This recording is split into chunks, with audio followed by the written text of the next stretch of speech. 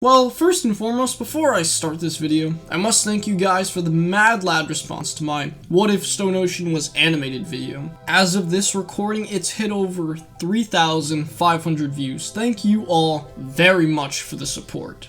But from that video, many seemed to be interested in Anasui's drastic gender change, and at the time, I did promise to cover this topic in more detail if anyone was interested. So yeah, here we are today. Without further ado, let's get started.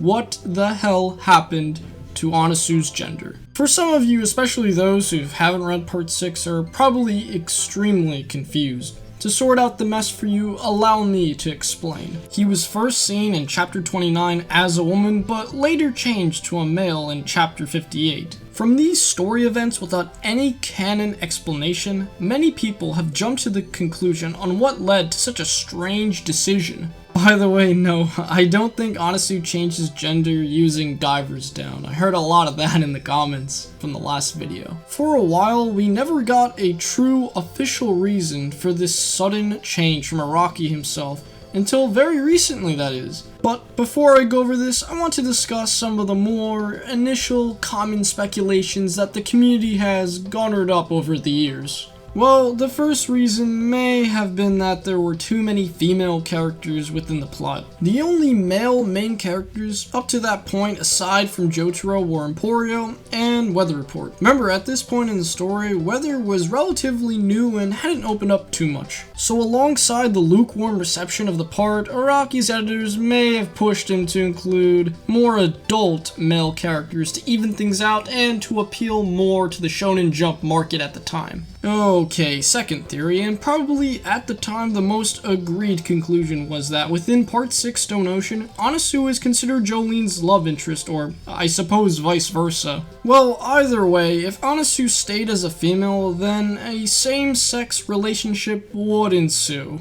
And for the record, there is absolutely nothing wrong with that at all. But within the very early 2000s, people, and even I myself, would assume Araki's editors would immediately shut down this idea. Not even for a biased personal reason, but most likely not to potentially harm the sales of Part 6 Stone Ocean. This wouldn't have seemed too off the mark considering Araki has quite the history battling against his editors. For example, there was a conflict between him and his higher-ups to change Josuke 4's hair, in which Araki ended up getting the final say. But in some cases you win some, you lose some, and perhaps Araki lost that battle within Part 6. Okay, I'll stop beating around the bush.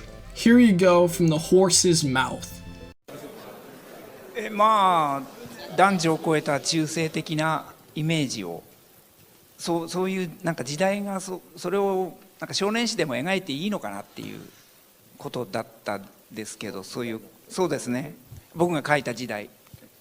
Just a side note, but shout out to one of my commenters for telling me about that clip. Gee, you know, oftentimes the truth is not as exciting as it seems. And I did read up that there could be slight translation errors, but I think either way, the main idea would still be there. But wow, it's so cool that this mystery had finally been cracked after all these years. And the reasoning behind the decision is rather unique and really interesting looking back in retrospect. Within the two designs of Anasui, I can definitely see how they would look androgynous. I give Araki a lot of credit. He is always looking to take risks within developing characters and narratives. And even from that point onward, Araki would still take similar risks, especially within Part 7. But yeah guys, how did you feel about the truth? Did it surprise you? And aside from that, how do you feel about Anasui as a whole, as a character? Thank you so much for watching, and if you enjoyed the content, feel free to subscribe/like. Also, check out my art Instagram, link down below. I'm gonna actually start posting on there, guys, don't worry. Well, not like anybody was worrying in the first place, so. Anyway, have a great, wonderful day.